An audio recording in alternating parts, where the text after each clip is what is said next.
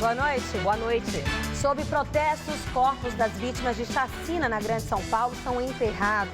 O policiamento na região foi reforçado. Corregedoria da PM e Ministério Público vão auxiliar nas investigações.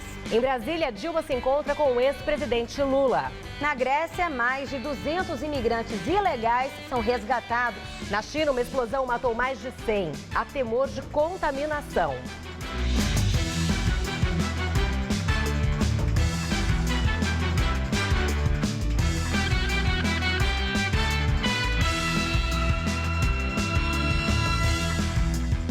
Sob protestos, corpos das vítimas de chacina na Grande São Paulo são enterrados. A Secretaria de Segurança Pública informou que a Corregedoria da Polícia Militar foi acionada para auxiliar nas investigações. Uma das hipóteses investigadas é de que as mortes possam ter o envolvimento de PMs. Dia de despedida. Depois de anos de amizade, Igor e Jonas foram enterrados lado a lado. Igor Silva Oliveira, de 19 anos, e Jonas dos Santos Soares, de 33, tomavam cerveja em um bar de Osasco, na Grande São Paulo, quando foram assassinados por volta das 9 horas da noite de quinta-feira. A mãe de Igor falou com o filho pouco antes. Eu liguei para ele, ele falou assim, mãe, eu já estou indo há um tempo aí, acho que ela tomando o resto da cerveja. Ele era usuário, teve uma passagem, não vou negar, não tenho que mentir. Se ele fizesse outra coisa, eu soubesse, eu falava também. Para os familiares, fica a incerteza de que seja feita justiça. Eu nem quero justiça da terra, quero de lá de cima. Ele já matou mesmo, já tirou de mim.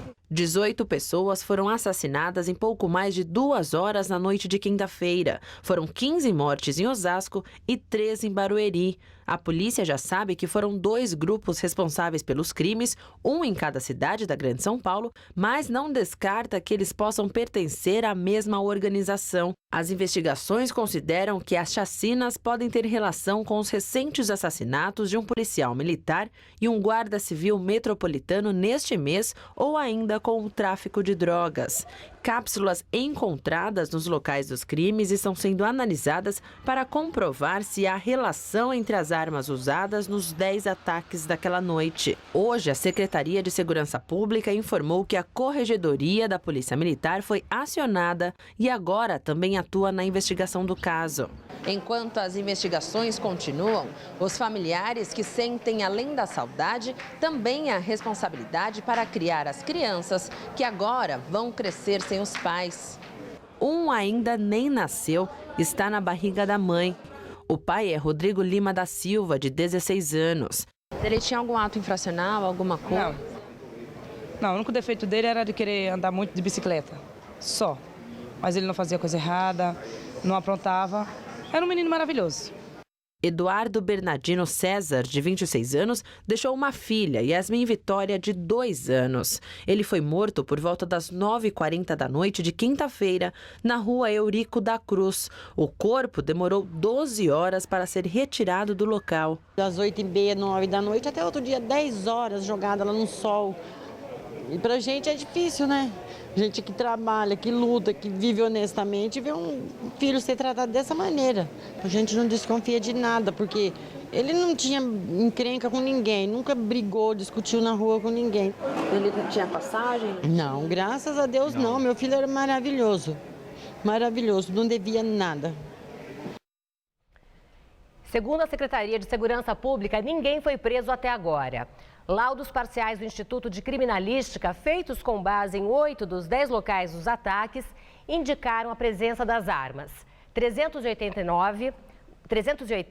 9mm, calibre 45 e calibre 38. A Secretaria informou ainda que não foram registradas ocorrências graves em Osasco ou Barueri desde os crimes. O policiamento na região foi reforçado e será mantido. E hoje, o governo do estado firmou uma parceria com o Ministério Público Estadual para investigar as 18 mortes. Um dos grupos designado pela promotoria para trabalhar no caso é especializado em crimes com envolvimento de policiais. O ministro da Justiça, José Eduardo Cardoso, também já ofereceu a ajuda da Polícia Federal.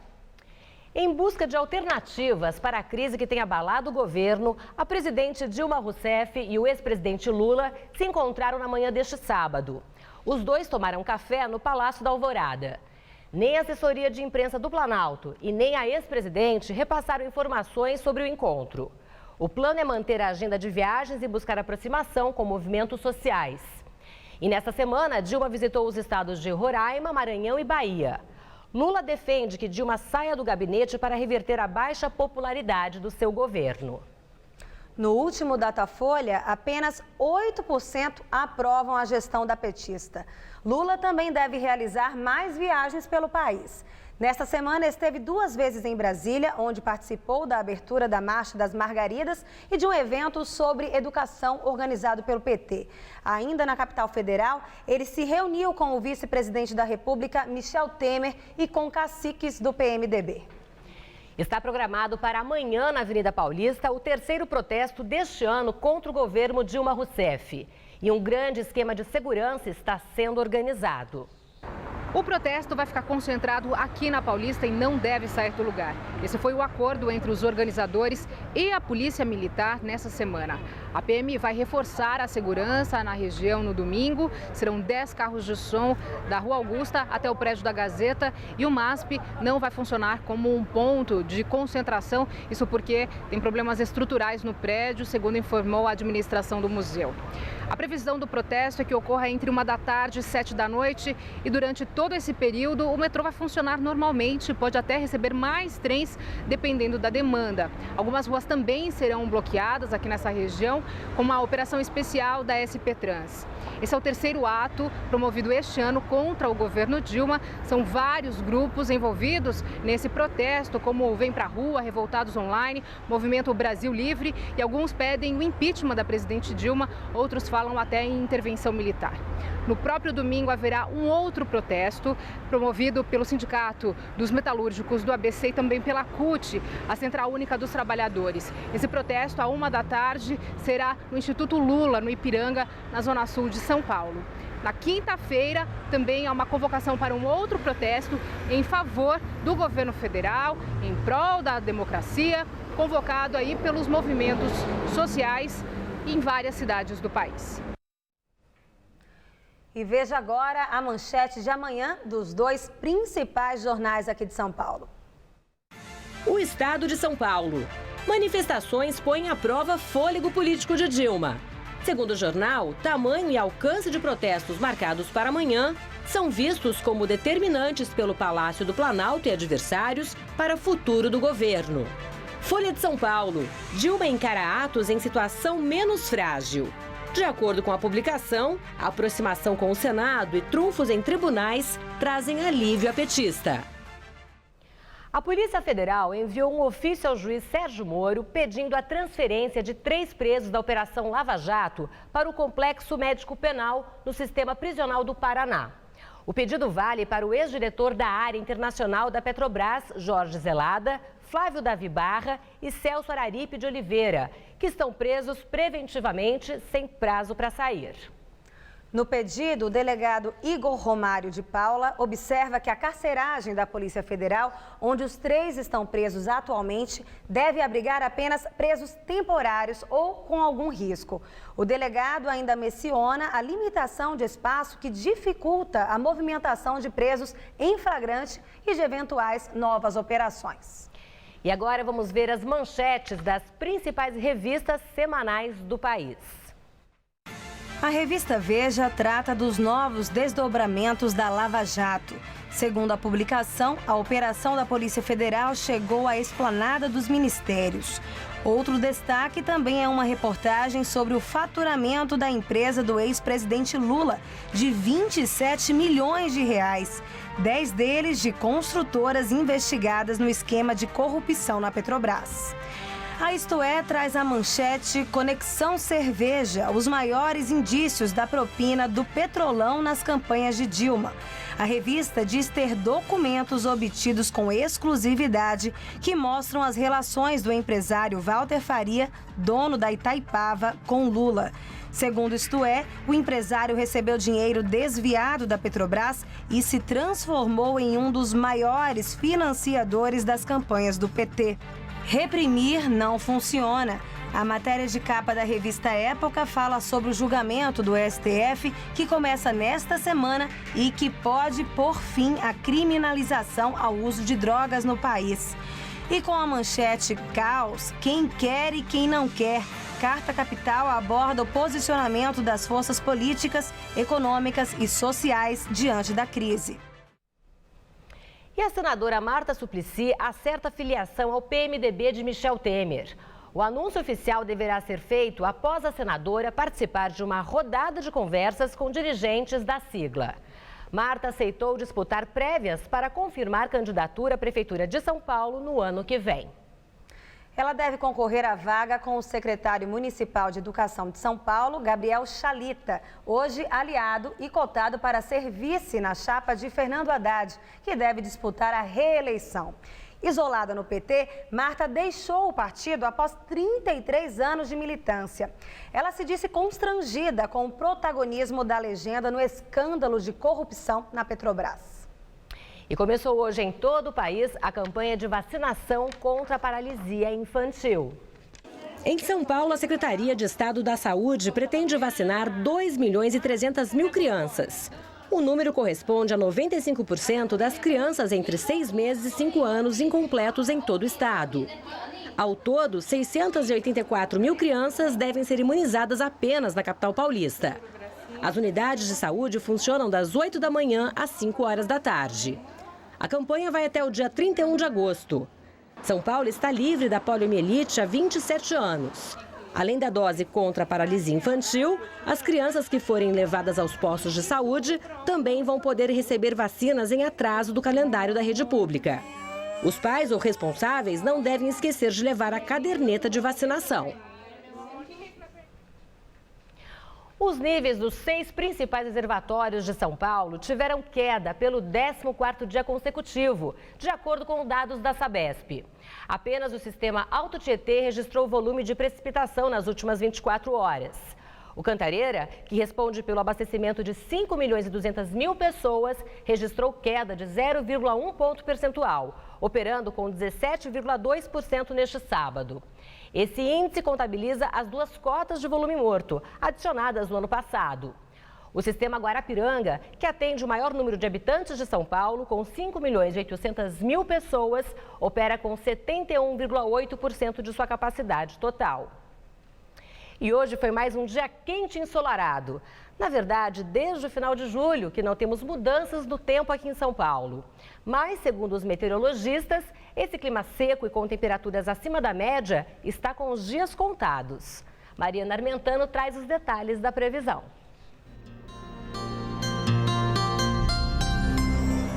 Em quase todo o país, o domingo vai ser de muito sol e calor. E o tempo não muda muito onde já tem chovido. Só no sul do Brasil é que teremos mudanças mais significativas, já que a frente fria que deixou o tempo instável hoje no Rio Grande do Sul avança um pouco e provoca chuvas amanhã no oeste e no sul de Santa Catarina.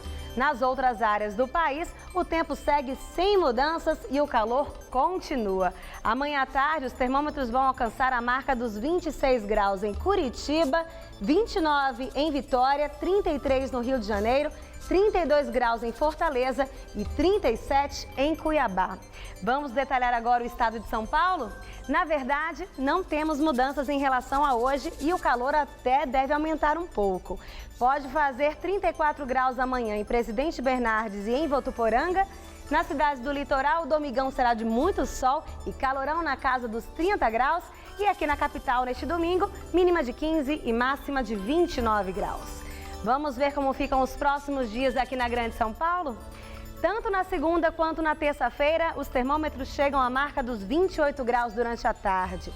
Já na quarta, vamos ter mudanças. As temperaturas caem um pouco, não faz mais esse calorão todo. Os termômetros ficam entre 15 e 24 graus e finalmente deve voltar a chover por aqui.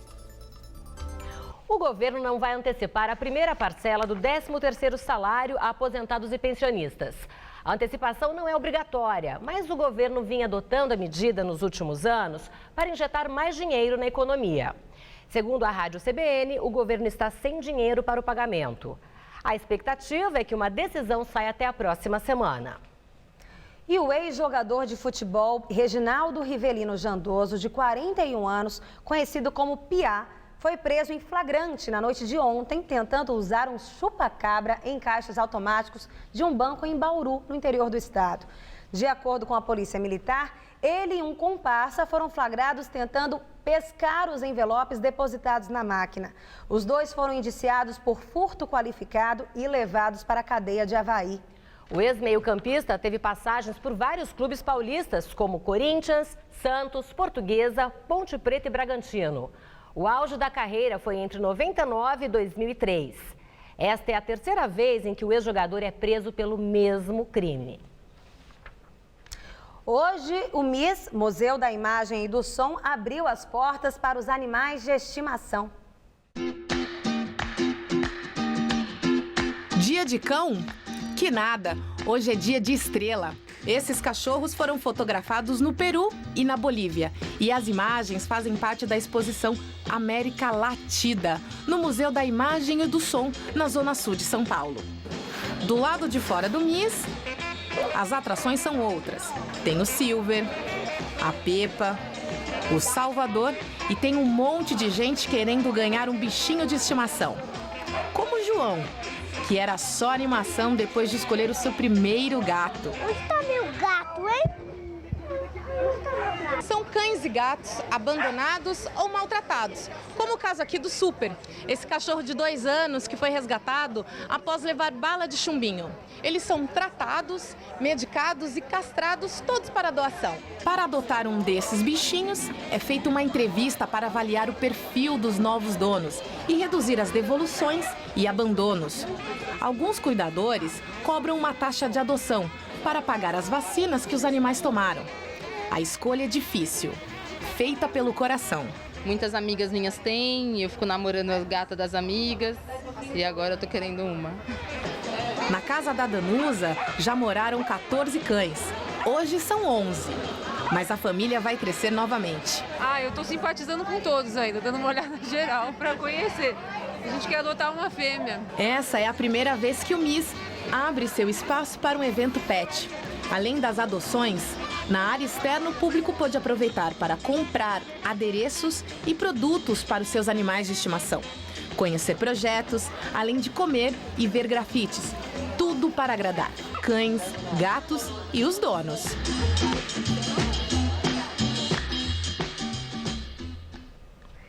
E a seguir, na Grécia, mais de 200 imigrantes ilegais são resgatados. Na China, autoridades ordenam a retirada de moradores em raio de 3 quilômetros do epicentro de uma explosão em Tianjin. Mais de 100 pessoas morreram e mais de 700 ficaram feridas. Você vai cuidar de mim, você vai me proteger e me levar pra vacinar. Você vai me ver crescer, com você vou aprender a me lembrar de vacinar. De 15 a 31 de agosto, leve as crianças menores de 5 anos para serem vacinadas contra a paralisia infantil e atualizarem a caderneta. Os postos estarão abertos neste sábado, dia 15. Vacinação contra a paralisia infantil. Você é o protetor do seu filho. Vacinar é proteger. É o governo federal trabalhando para o Brasil avançar. Ministério da Saúde. Governo Federal. Se você quer estudar jornalismo, relações públicas, publicidade e propaganda ou rádio, TV e internet, a Faculdade Casper Liber é o seu lugar. Quer conhecer? Eu te levo! Aqui a gente aprende na sala de aula e também em laboratórios de rádio, fotografia, edição de imagens e estúdios de TV. Você também pode colaborar em revistas, sites, programas de TV e rádio laboratoriais. E tem oportunidade de estágio dentro da Fundação Casper Libero. São mais de 60 anos de tradição numa localização incrível. Faculdade Casper Libero, formando os melhores profissionais da comunicação. Quer saber mais? Acesse nosso site. Neste domingo, o Mesa Redonda comenta a 19ª rodada do Brasileirão. O Verdão pega o Fla, no acalorado duelo entre Sampa e Rio.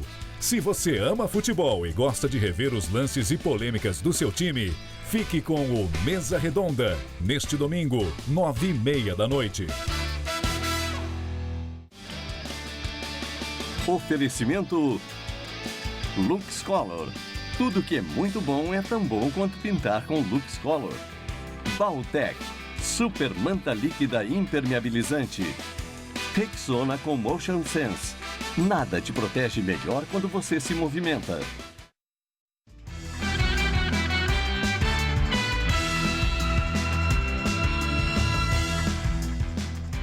Na Grécia, mais de 200 imigrantes ilegais são resgatados na ilha de Kos. A guarda costeira grega recuperou os ocupantes de 4 embarcações e de uma lancha no começo da manhã de hoje. Pelo menos 212 imigrantes ilegais foram resgatados e transferidos ao porto de Kos. Eles foram detidos porque não possuíam documentação legal de viagem. Diariamente, centenas de imigrantes e refugiados chegam à região. A maioria quer chegar até a Grécia continental para continuar a rota rumo ao centro e ao norte da Europa. Por causa da crise migratória, as autoridades gregas enviaram ontem um navio de passageiros para ser usado como centro de registro e acomodação de imigrantes e refugiados. A embarcação pode abrigar até 2.500 pessoas. Autoridades chinesas ordenam a retirada de moradores em raio de 3 quilômetros do epicentro de explosões em Tianjin. A ordem foi dada devido aos temores de contaminação química na região. Forças militares especializadas em produtos químicos estiveram hoje no local exato das explosões para fazer uma vistoria e procurar possíveis sobreviventes. Uma área de 3 quilômetros foi isolada. Entre os edifícios evacuados está uma escola, onde moradores que perderam suas casas na explosão estavam alojados. Os moradores foram instruídos a vestirem calças e blusas de mangas compridas, além de máscara protetora. Agora, eles estão buscando abrigos temporários. As explosões aconteceram na quarta-feira e deixaram mais de 100 mortos e 700 pessoas feridas. E foram encontrados 2 sobreviventes das explosões na China. Os homens estavam próximos ao local do acidente. Um bombeiro de 19 anos teve queimaduras pelo corpo e foi hospitalizado. Outro homem de cerca de 50 anos foi achado em um container, onde ficou por 3 dias, a 50 metros das explosões. Segundo as agências internacionais, ele sofreu pequenas lesões nos olhos e queimaduras nas vias respiratórias, mas estava consciente no momento do resgate. E o Irã forneceu neste sábado informações sobre o passado do seu programa nuclear ao órgão da ONU que fiscaliza o setor. O fato é um marco importante que pode abrir espaço para a redução das sanções, após um acordo entre o país e potências mundiais assinado no mês passado. No entanto, a Agência Internacional de Energia Atômica não afirmou se os documentos trazem novas informações quanto às atividades de Teherã e ao estágio das pesquisas, realizadas antes das negociações de um acordo nuclear. E em Tóquio, ao marcar 70 anos do fim da Segunda Guerra Mundial, o imperador japonês Akihito fez um discurso no qual admitiu sentir profunda tristeza. Durante a cerimônia anual realizada na capital japonesa, Akihito fez seu discurso olhando para o altar dedicado aos espíritos das vítimas que morreram na guerra. O imperador desejou que nunca volte a repetir-se a tragédia causada pela guerra e que haja paz no mundo e prosperidade no Japão. O primeiro-ministro japonês, Shinzo Abe, também ressaltou o compromisso de não repetir a história para as gerações futuras. Após o discurso de Abe, as pessoas que estavam no memorial fizeram 1 minuto de silêncio em memória às vítimas da guerra. Agora, imagine um tempo em que as mulheres decidem não ter mais filhos para que eles não sejam ladrões, corruptos, para poupá-los das maldades do mundo. É essa a realidade retratada na peça O Canto das Mulheres do Asfalto, que se passa ao ar livre no Largo do Aroche, no centro de São Paulo. Além do enredo ousado, a obra é ainda mais inusitada por ser encenada no alto das árvores. Você já viu uma peça de teatro em cima de uma árvore? Não, em cima de uma árvore não, é novidade, né? Não. Primeira vez que eu vejo, achei super interessante. É assim que começa o Canto das Mulheres do Asfalto, espetáculo que se desenrola no Largo do Arouche, no centro de São Paulo. Desenrola mesmo, porque os atores não ficam só no tronco, não. Andam pelo largo, pela calçada e chegam a contracenar no meio da rua, entre os carros. Achei meio perigoso até, né? Dá aquele friozinho na barriga de que o cara fosse passar. Dá porque eles fecharam a rua e o pessoal ficou buzinando, né? Achei, opa, o pessoal sem paciência, né? Vão atropelar. É, exatamente. O figurino e a maquiagem também são, digamos, singulares. É como se a gente fosse resquícios de outros seres, de outras eras, se encontrando aqui para fazer esse manifesto. E aí os figurinos, eles têm mesclas de coisas, seguindo um pouco essa linha de que a gente traz resquícios. O efeito de toda essa ambientação é isso. Em plena sexta-feira à noite, todo paulistano que passa pelo Largo do Arouche para, mesmo que seja para dar só uma olhadinha. Estou passando por aqui, que eu estava ali na empresa, acabei vendo esse movimento assim, achei interessante, né? Por ser produtor de eventos, gosto da parte artística, resolvi parar. A peça imagina uma realidade em que as mulheres decidem não ter mais filhos para poupá-los das maldades e perigos do mundo. É que a humanidade vai se extinguir dessa maneira, com as mulheres tendo a decisão de não ter mais filhos. Não é greve de sexo, é simplesmente não procriar mais. A ideia é essas mulheres não querem mais pisar no asfalto, então elas se refugiaram em árvore. Só que aí acabaram descendo justamente para entender um pouco mais o processo em volta. E entre música e andança, o resultado agradou. Eu acho incrível qualquer iniciativa que interrompa o fluxo da cidade e que dialogue com o espaço público e que traga temas pertinentes em relação à mulher, em relação a essa sexualidade que está cada vez mais oprimida em São Paulo. Me agradou muito, me agradou porque é uma realidade, né? É um texto bem contemporâneo, é muito diferente de tudo que a gente vê em salas de teatro por aí, enfim. Tem o barulho das árvores, carros passando, enfim, é bem bacana.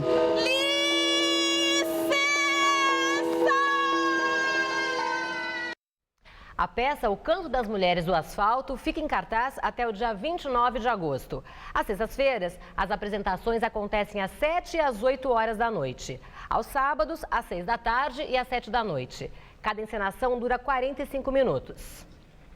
E agora uma última notícia. O Departamento de Homicídios e Proteção à Pessoa ouviu hoje as primeiras 2 testemunhas da chacina que deixou 18 mortos na quinta-feira na região metropolitana. Segundo o delegado responsável pelo caso, as 2 pessoas presenciaram os crimes e estavam com muito medo. Agora, a partir de segunda-feira, a Polícia Civil, o Ministério Público e a Corregedoria da Polícia Militar começarão a ouvir os policiais que trabalham em batalhões nas regiões dos crimes. A principal suspeita é que PMs encapuzados tenham executado as vítimas em retaliação à morte de um policial militar que foi assassinado no último dia 7, durante um assalto em um posto de gasolina. E o Jornal da Gazeta termina aqui. Mas a edição de hoje pode ser vista no site do Jornal da Gazeta. Um excelente domingo para vocês. Nós voltaremos na segunda-feira, às 19 horas. Boa noite e até lá.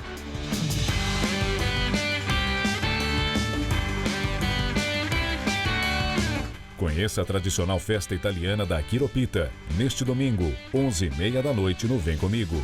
Assista agora, Gazeta Imóveis.